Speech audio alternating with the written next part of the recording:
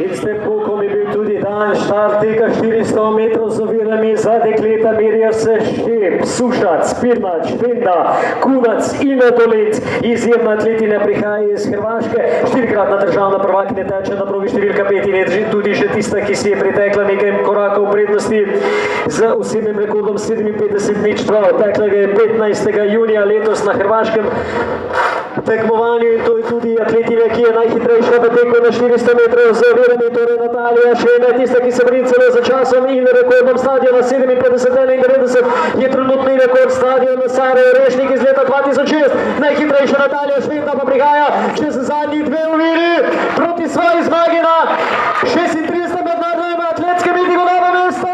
Še zadnja ovira in finiš hrvaške atletinje Natalije Švende, ki bo dosegla odličen čas pod 57 sekundami, 56:94. Natalija Švenda, njen nov osebni rekord in seveda nov rekord stadiona gre v roke hrvaški atletini.